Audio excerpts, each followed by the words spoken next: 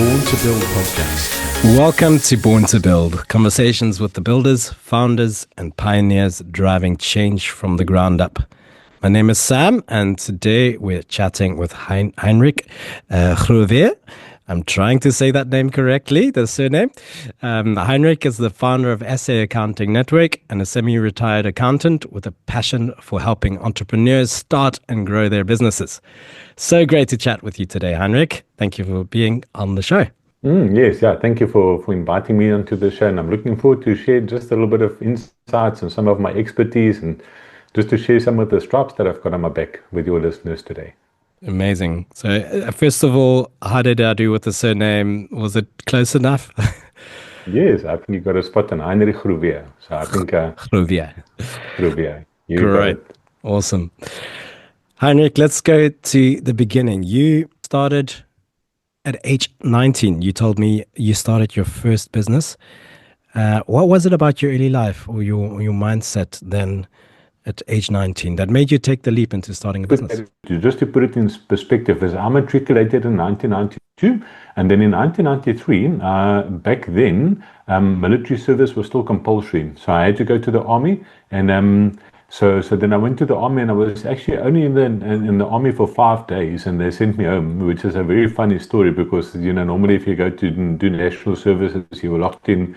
There's no way to get out. But in short, I had some kidney problems, so they decided not to send me home. So I got back home and I didn't know what to do. I started working at a chemical factory, which is quite interesting. And I think back then, the old people always tease and say, no, I only earned like 50 Rand a day or whatever. But I literally, when I finished school, I earned 50 Rand a day. And so I looked at this and I thought, listen, so those were one of the early triggers that inspired me to start my own business, because I remember working in this chemical factory, standing with my overall and being dirty and all that stuff, and I said, oh, there goes the boss with this big Mercedes, and I'm working my butt off and he's making all the money. So that was one of the things that triggered me to think of starting my own business. So I come out of quite an entrepreneurial family. Both my grandfathers were entrepreneurs. My one grandfather had his own business. My other grandfather was the CEO of SAA at the time. When he was in his younger years, he was quite a professional guy. And my dad also had a very entrepreneurial spirit. He was always busy buying and selling stuff and making extra money and stuff like that. So I think I picked up a lot of that stuff from them. So sitting in that work environment, I thought, now how can I make money? Because 50 Rand a day is not a lot of money. And so you won't believe it, my first, I would say, entrepreneurial venture is I was selling peanut butter and fake Nike T-shirts to my fellow workers at the place where I worked. And I actually made more money selling peanut butter and fake Nike T-shirts than what I did from my job itself. And it's a fascinating combination. Yeah. Peanut butter and Nike T-shirts.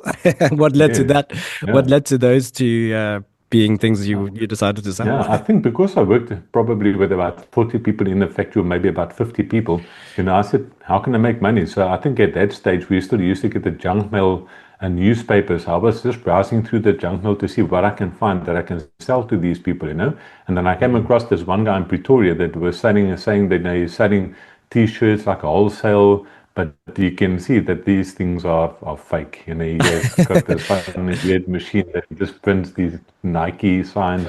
So I went through to the guy in Pretoria and he said, this is T-shirts. And I think I bought probably about 100 of them at a time. And then he says, but I sell peanut butter as well. I said, okay, let's do peanut butter also. So I had the combination of peanut butter and Nike T-shirts. And so I think those were the early days where I think the entrepreneurial thing was ignited in my life. And then after that, long story, I finished up with that place, and then I was unemployed for quite a while. And actually, one of the other triggers that inspired me to start my own business, when I finished matric, there was a very volatile time in our country's politics. So I remember being in matric, I applied to probably about, I think I still have all the rejection letters actually in my safe. I was looking at it the other day. Sure. I probably got like 50 rejection letters. I was applying everywhere, Old Mutual, Sanlam, all the banks. Applied anywhere that you can think of. I applied for jobs and everybody just came back and said, no, I just wasn't suitable. They just couldn't find a spot for me. So that is also one of the things that forced me almost into starting my own business. So then I went to the army. I did mention that. After that, I worked at the chemical factory, and then I started working for a driving school. And I think that was probably about July 1993. And so that was like the very early days of me just becoming a driving instructor. And then, funny Okay. enough, November that year, the previous owner, his name was John, decided to retire, and he asked me whether I wanted to take over the driving school from him. So the business almost like fell into my lap, Wow. kind of. Obviously I worked hard. I was probably Mm, the best instructor that he could ask for. mm, But yeah, so then November that year, I remember I went to my dad. I said, Dad, I've got this opportunity, but I need to buy a car.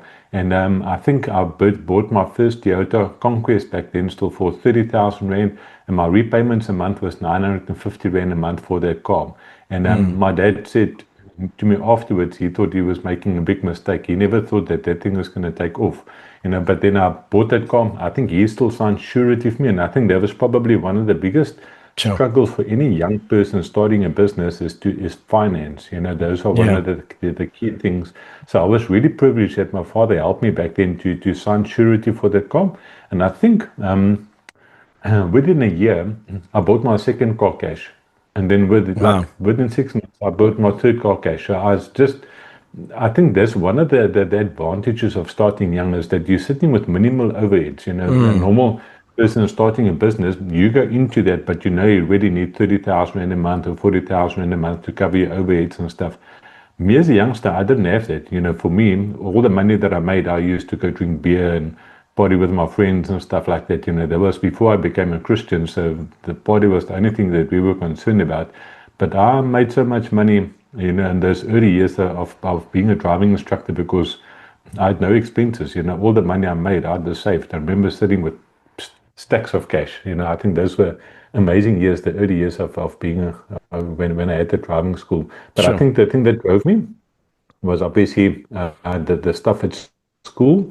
When I applied for jobs, everybody just rejected me, said, sorry, can't get the jobs. And then after that, the army days, working at the chemical factory. And then when I got that opportunity, I took it. And yeah, so the driving school, I think that season lasted for about 16 years. So I was a driving instructor from 1993 up until 2008. And I think at one stage, we built a driving school up there. I had about 10 instructors working for me, where we had 2 trucks on the road, 4 cars, we had 2 motorbikes, we had offices, a training center, and all that stuff. And but we'll talk Mm. about that transition just now of how that happened when I went from the driving instructor over to becoming an accountant.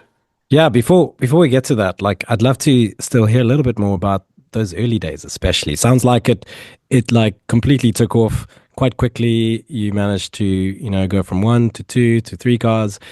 But were there some early challenges that you faced that you didn't might have not expected maybe? Yeah, I think the early challenges, I think I did share one of them briefly, was finance. So I was really lucky that my dad came along and he said that he will help me to get it going. So I think that was probably one of the biggest challenges. And I think another thing for me as well was my youth. On the one side, it's a Mm, big pro because it's in your favor, but on the other side, it's also against you because now you're walking in as a 19-year-old business owner and people don't take you seriously, until they can actually see the quality of the work that you're doing and that you actually are qualified, more than qualified to do what you're called to do. So I think my youth was a pro, but it was also a disadvantage. Especially being a 19-year old, having people working for you. You have 10 instructors. I think I probably at the age of 20, I think I employed my first instructor that assisted me. But I think probably at the age of about 24, 25, I had 10 people working for me. So I was wow. considered probably being a very young boss. Yeah, So and probably some of you've those got were people, older than you, probably I'd assume. yeah, yeah, Yeah. some of them were like double my age, that was No. working for me. But it was, and I think one of the key things for me as a business owner, and one of my early business mentors always said, always laid the foundation. So there's a couple of key things that I learned as a young entrepreneur. And one of the things is relationships.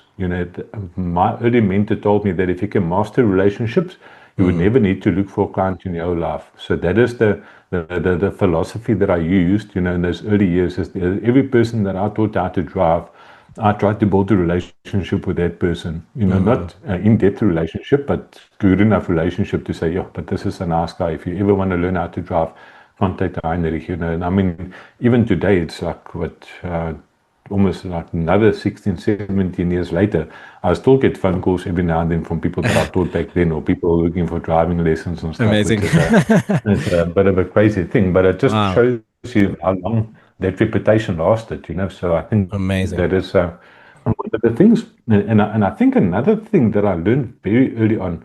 So just going back a couple of more years. So when I was in matric, it's actually a very very funny story. Is the day that I started with my matric finals, I started working at Spur.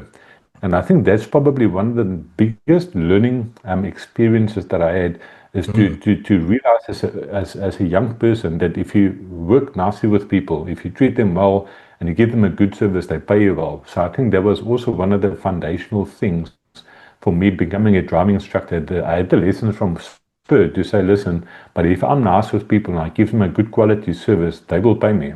So I think that is one of the key takeaways as well from one of the lessons. So yeah, so relationships, being good with people. And I think the other thing that driving school years taught me is punctuality. They say that being late is probably one of the most disrespectful things that you can do to somebody else, because you're not valuing or honoring that person's time. So if I remember one of my early mentors as well, he also said, if you're not 5 minutes early, you're late. So you must make sure that you always reach early for your appointments. If you're not going to be on time, send the guy a message and say, hey, Sam, I'm running 5 minutes late or 10 minutes late. I'll be there soon. But I think for you to sit as a potential client or whatever it might be, and that guy sit and wait for you for 15 or 20 minutes, and you walk in there without even blinking an eye or making an excuse, I think that's probably one of the most disrespectful things, in my opinion, that you can do. So those are the type of lessons that I learned, in the drama school years, is punctuality. That's always really important. Yeah. And I think, that's good. Yeah. As my son's cricket coach often says, 5 minutes early is 10 minutes too late. Yeah, one more lesson that I just want to throw in there as well, and I think that's something where a lot of business owners fail, especially in the beginning years, is that they don't understand the business model, so they don't actually know how they make money. And I'm just looking at that, when I started, I think I charged something like 40 Rand an hour or something like for my driving lessons, and I knew I had to pay my car 950 Rand. I had to pay the insurance, which is like another 100 Rand. But I knew exactly how much work I had to put out to make my targets every month. So you could wake me up 2 o'clock in the morning and say, hey, Andrew, how many hours do you have to work per day to break even? I knew I had to do 3 lessons a day or 4 lessons a day. And I knew exactly what was happening, in terms of my business. And I think in a lot of people, early entrepreneurs don't always understand their business model. They don't know how much money they need to make to break even and how much money they have, who owes their money for how long. And you always tease, in our days, we always used to have a Greek corner shop, a Greek guy that had a corner shop on the corner of the road. And those guys had the best accounting systems. They used to take a packet of 30 cigarettes, and at the back of the packet, they used to sit and write all the figures and stuff on that cigarette box. And you can ask that guy anytime. He knew exactly what was happening in his finances, but he knew it from the back of his cigarette box. And I think, amazing.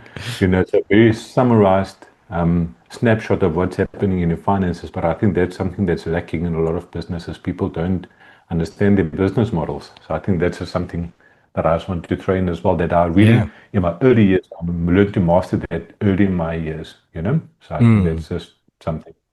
Yeah, and you scaled the business you mentioned to about 10 instructors. What did you learn about leadership and delegation during that phase as well? I think I learned that working with people is difficult. It's not an easy thing, and I think that you work with different types of people as well, and you can't put people in a mold. Some people, you can't use the same recipe for 2 different people, because there's different things that motivate people. And so I think, once again, I think the relationships was key. To make sure that you got good relationships with the instructors that's working for you, and looking after their interest as well. Obviously, I probably had a turnaround. Most of the driving instructors that worked for me worked for a long time, but there was I think in the early years, there was a lot of a big turnaround in driving instructors, Yeah. Yeah. Well, let's talk about, you mentioned a pivot later on. At some point, you made a pivot to accounting. So that's quite a big shift Yeah. from driving instructor, running a business, to accounting. So when was that, and what drove that decision? Yeah. So let me unpack that a little bit as well, because it is quite a different jump. So when I finished school, I did mention that I started with the drama school in 1993. And I think in 1994, I started studying cost and management accounting through technical SA. So I did it part-time. In the evenings, I was studying. I never finished that qualification, but I think I got up to about my second year. So I think that also gave me like a solid foundation when it came to finances and stuff. And then my accountant at that time, it was actually first my friend. The guy's name is Daryl. And I didn't grow up as a Christian, up until that time. I think I was maybe about 21 years old when I met him. And through some circumstances that changed, I became a Christian. And this Daryl guy was an accountant. We became really good friends. And so I think it was around about 2007 there was a big change in the way that the driving schools operated, in terms of how they made appointments. In the past, I could go with Sam to the licensing department to say, yes, Sam, he wants to go for his license. They would open up the diary and say, okay, next week, Tuesday at 10 o'clock, be here. We pay for the appointment, and that was it. Then in 2007, they changed that system to say that they have to work through a call center. And the people weren't getting appointments, So I sat with all these people that wanted to learn how to drive, but nobody got appointments for driving licenses, to do the actual test. So within Sure. a year, my business went from 10 instructors. We ended up being 2 instructors. So we Wow. dropped about like 80% of our turnover dropped, So at that stage, I really was praying quite hard about what to do, because, I was a young married man with a son, and there was a house, had to pay bond and all that type of stuff.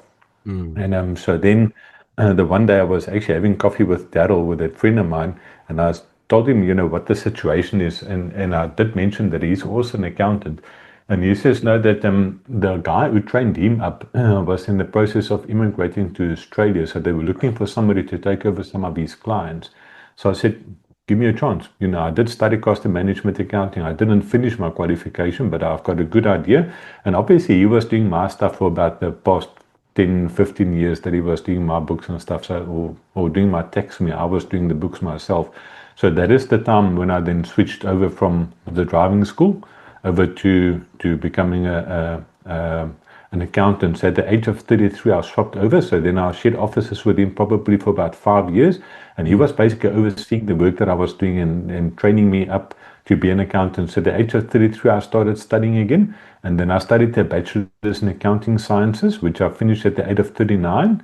And then at 40, I wrote my board exam to qualify as an accountant. Yeah, so there was Wow. it was a slow transition, but it was a good transition, because I was sharing offices with him, and he could give me a lot of hands-on training of how to do things, and all the different SaaS stuff and compliance stuff. So I had the direct access to his team that helped me in the early years. Like my personal assistant that works for me. I started my practice in 2008, and so my personal assistant's been with me since 2010. So we've been working together we're going on 15 years now that we've been working together. So she still comes. She used to be our receptionist in our Boxburg offices. So that was how the transition happened, and I think it was just a God appointment, divine appointment that just came. I'm not clever enough to do something like that. Amazing. Amazing Yeah, to hear. Like it sounds like both times. So first time with the driving school taking over from the previous your previous yeah, boss, and this time being able to sit with your friend Daryl. Sounds like you really managed to create like a network of people that you could work with and kind of learn from. Um, Tell us a little bit about yeah. that. How do people go about, I guess, sitting under other people, learning from them, and yeah, how do you start that? How do you network? I think I think in both situations, that when I started with the drama school and starting with the accounting practice, once again the principle applies of having good relationships. If you build good relationships, the opportunities does open for you. And I think to work under somebody else, I think you need to be humble because if you're not humble, if you're not humble, you're stubborn, and nobody wants to teach somebody that's stubborn, that's set in their own ways. So I think that is, you need to be a little bit humble when you're coming under somebody else to an opportunity like that. And I think what I realized during that time, that the transition from being having to the driving school, going over to the accounting practice, I was thinking about it earlier. For us being Christians, our source is the same, because God is the one who provides for us. But the channel changed, So the 1 month I was earning income from the driving school, and for instance, I was earning 10,000 Rand a month. And the next month I was an accountant, and from the accounting industry I earned 10,000 Rand a month. So it was just a swap, just the channel how the Lord provided for me during that time just changed, So I know some people listening to this might not be people of faith, but that was just my experience at that time. And I think, so I think we really have to put scour on the wheel. We have to work hard. And I think that is one of the things is especially if you want to be an entrepreneur, you have to hustle. You can't sit and wait for stuff to fall in your lap. It's not going to happen. You have to be the one that's going to go out there to push the boundaries, to see what you can do. And I think that's also probably one of my key things is early on, when I did driving school, is I realized the value of marketing. And I think that's probably a whole talk on its own, as well as just to see what you invest in marketing and what the return is on that investment. And that's part of the stuff we're going to talk about just now when it comes to the SA Accounting Network website and how that network works. Yeah, you're already preempting my next question, which is about the SA Accounting Network. Can you tell us the story behind that? So there's a website, saaccounting.co.za, or saaccountingnetwork.co.za. Tell us a little bit about that. What is that about? Yes. So to understand the concept, or to understand it in context, I need to go back to the days when I was working under Daryl. So that period from 2008, I would say, until about 2014 was the period that I was working under him. So there's another guy. Remember, I mentioned the guy that moved to Australia, the guy who immigrated. So this guy is brilliant when it comes to websites and SEO and all that type of stuff. So when I qualified in 2014, he was still involved as one of my early mentors, and this guy is just amazing what this guy can do when it comes to websites and SEO stuff. So we decided to start a business together where we did BE certificates for companies. And so when we started this business, I got together with him. His name is Dirkie. And we sat and designed a website. So I was looking over his shoulder to see how he does that and all that stuff. So when we decided eventually to move down to Cape Town, and I think that is after I qualified in 2014, when I qualified, I said to my wife, we must make a choice. Either we stay in Johannesburg and build a business as big as what we can do there, or let's see if we can't maybe move to somewhere where we would want to spend the next 20 or 30 years and build a business there. So when we decided to make the move down to Cape Town, I only had one client in Simonstown, a small guy. There was like a graphic design studio or something like that. I didn't have any other clients in Cape Town. And at that stage, we were still traveling between Cape Town and Johannesburg, between me and my assistant. Once a month, one of us would come up to Johannesburg to service our clients there. But then I started with a website. The original business was called HT Accountant. So I designed that website based on what I learned from Dirkie. And when I got down to Cape Town in 2015, I spent a little bit of money on YouTube, not on YouTube, on Google Ads, probably about 1,000 Rand over a period of about 9 months. And in that 9 months, I think I picked up something like 20 clients just in Fish Hoek alone. And the guys who don't know where Fish Hoek is behind Table Mountain, small little village. And you can't actually believe that there's so much work in this little place, because people always say, no, if you go to Cape Town, people don't want to do business with you and stuff. And I just said, I don't believe in that. If you apply the basic principles of business, it will work.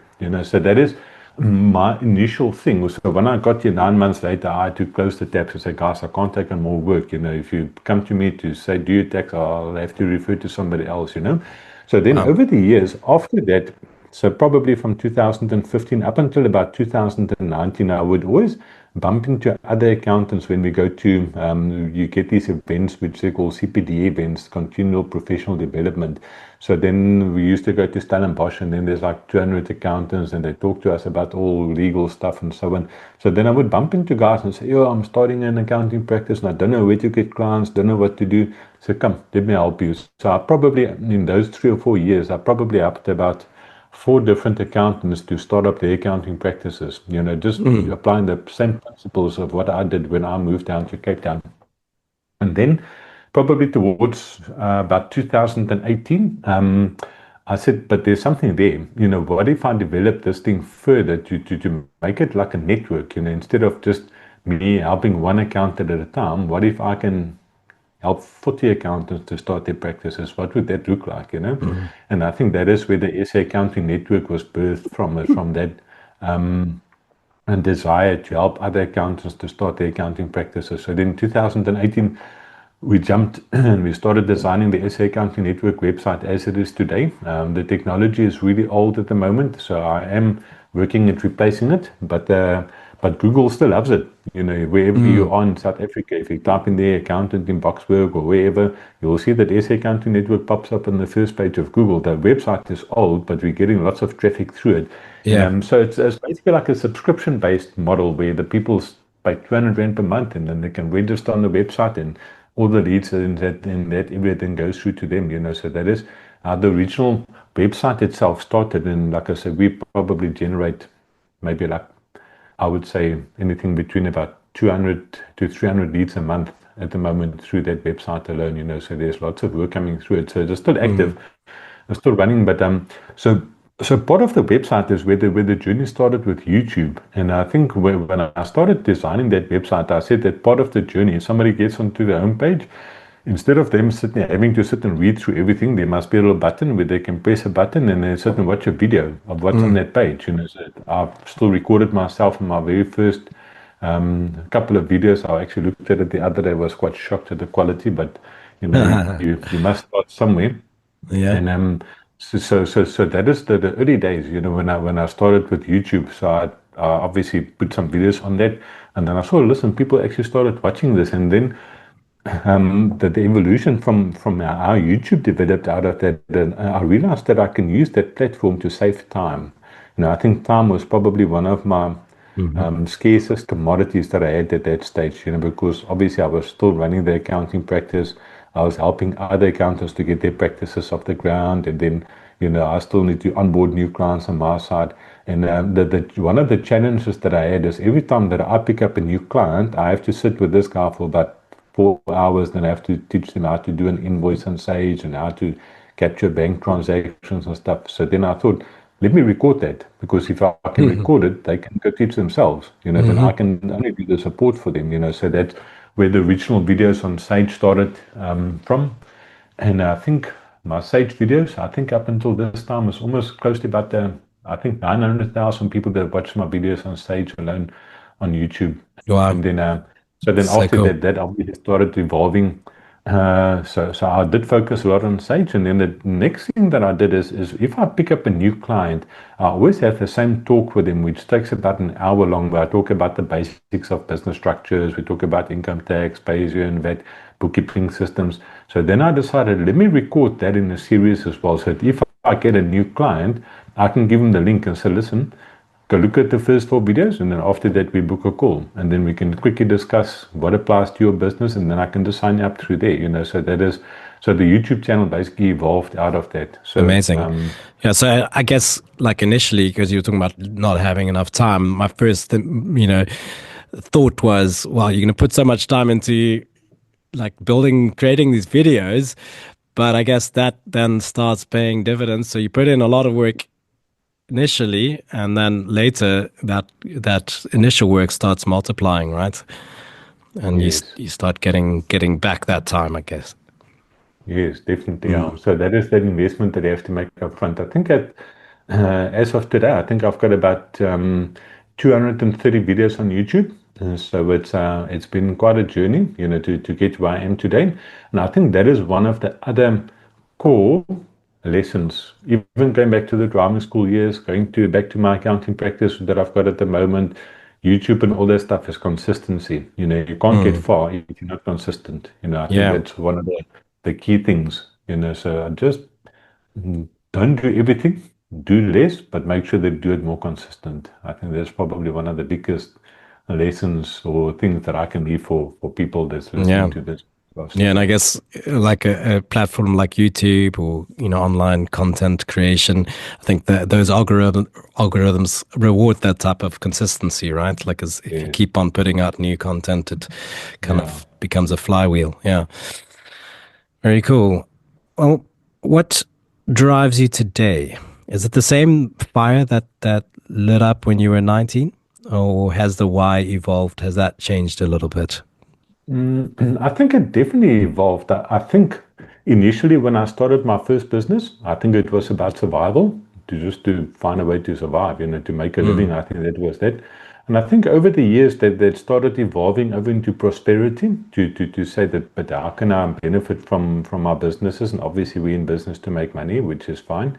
And so I think that is that. And funny enough, probably, but for the past year, there's been a shift, where I Mm. think once you hit 50, something changes in you. Then you realize this, but I'm not going to hang around forever. The lessons that I learn, I have to start passing that on. So I think at the moment, the shift is more towards legacy, is Mm. how can I make an impact with the limited time that I've got left, for the people around me, because the knowledge that I've got and the experiences that I have is not just for myself.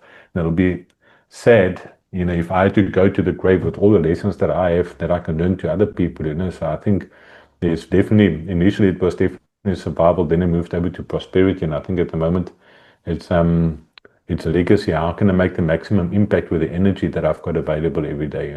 Mm. I think that's the And thing that drives me. Yeah. so what does impact for you mean now at this stage of your life and career? What does impact mean? Um, I think to see people succeed. I Mm. think if I can just push somebody from a 2 to a 3 or a 3 to a 4 on the road to success, then I think that I've achieved my goal for that specific person. If I think of, my clients that I currently have with my accounting practice, I was looking the other day that the average age of my clients is 11 years. So the people that I'm working with now, the majority of them, I've been walking the road with them for the past 10, 15 years. So I think that is once again coming back to consistency. And I think, I don't think I'm that good, but I think half of those people's businesses probably wouldn't be there if it wasn't for me today. Just the Mm. consistency that I bring to the table for them as well in their businesses. Yeah. So I think Amazing. that is one of the big whys is to leave a legacy. Right. And just be able to pour some of your wisdom and your experience into others. Hmm. On that note, what advice would you give to a builder that's possibly just starting out, um, especially maybe someone without a clear roadmap? Yeah. Any thoughts? Yeah, I was thinking, I read a book a while ago, and the book's name is called Soar from a guy called T.D. Jakes. And I was reading this book, and he's not really a business person, he's more a motivational speaker. He obviously talks about gospel stuff and that, but it's probably one of the best business books that I read in a long time. And he talks about Mm. the story of the Wright brothers. He says where they were working in a bicycle shop, but they were building aeroplanes. So Mm. although what they were doing, they were just working with what was in front of them. And I think that is sometimes people think that you have to start a business with something big or something extreme or something far. Mm. But what do you have in front of you? What can you use that's in your hands? Because the miracle is always in what's left in your hands and not what you don't have. Mm. I was busy. Um, I was lecturing a while ago at a like entrepreneurial competition, and I was speaking to some of the guys that start up businesses. And so the one guy shared, and this was an interesting story. This guy's got a bakery, I think like a Mitchell's Plain or something like that now. This guy makes a lot of money now. At the moment, when he started, he actually got fired in COVID, and he was a baker. I mean, he was sitting Mm. at home, he didn't have work, and all that he had was one of those small little checkers ovens. There's got like a little glass door in the front, two little Mm. plates at the top. And that's all he had. He said he was sitting in his shack. He just had the little oven. And he said he was looking out the window and he saw school kids walking past to school every day. And he said, I'm going to start baking muffins. So I think he went to Checkers, he got like a muffin mix, and in that little oven of his, he baked his first 6 muffins. He sold it to the kids. Next day, we made 12 muffins, sold that to the kids. And today, this guy's got this huge business there in Mitchell Spain, where he's got his own bakery and don't know what all. But yeah, so I think sometimes we need to start with what's in your hands, And I Oh, think incredible. people make it too big and too complicated, because any business, I think one of the key things as well that I've also seen over the years is that businesses must evolve. If something that doesn't grow is dying, so if you start a business and you think this is only what I'm going to do for the next 30, 40 years, you will not survive. Any business must evolve. Yeah, words of wisdom. If you could go back and whisper one thing to your 19-year-old self as you launched that first business, what would it be? Yeah. I think obviously I look at this from a Christian perspective, and I think if I had to speak to myself as a 19-year-old, I would say to myself that God's got this. You don't need to worry; it's going to be fine. And I was sharing the other day with somebody else that if I had to see myself where I'm sitting today as a 19-year-old, so if I had to take a picture of where I'm today and I showed this to a 19-year-old Heinrich and say, Heinrich, this is what you're going to look like in 30 years' time, I would not believe you. Because it was not possible in my mind that I could comprehend what I'm busy doing today, And yeah, because just the impact that it can make on people. Just looking at something like YouTube, that I've had, I think 1.3 million people just watch my stuff so far. It's just, if I had to say that to a 19-year-old Heinrich, I would not believe you. I would say it won't be possible. I think, YouTube didn't even start until, I don't know when YouTube started, but there was no YouTube when 2007, I think. Yeah. Yeah, so it's crazy. Yeah. Amazing. So I think that would definitely be my advice to a 19-year-old Heinrich. Just relax, God's got this. But on the other side, hustle, boy. You can't get somewhere if you don't put in the work. For sure. Good. Heinrich, it's been so great chatting with you. Where can people connect with you or follow your work? We've mentioned saaccountingnetwork.co.za, your YouTube channel. What is it called? YouTube channel is also SA Accounting Network, so people can go look out there. So anyway, if you just go search on YouTube, how does tax work or anything to do with Sage, you'll see my face pops up. You can go look at that and leave a comment in one of the description, one of the videos, and I'll say hi to you guys. And Amazing. It's really a privilege. It's an honor to speak to you today, Sam. Thank you so much, and wishing you all the best. And go check out SA Accounting Network and connect with Heinrich. He's amazing. Thanks so much. Great. Cheers. Thanks, Sam. If you've enjoyed listening to Born to Build, please subscribe to the podcast and click the notification bell to get notified when the next episode is out.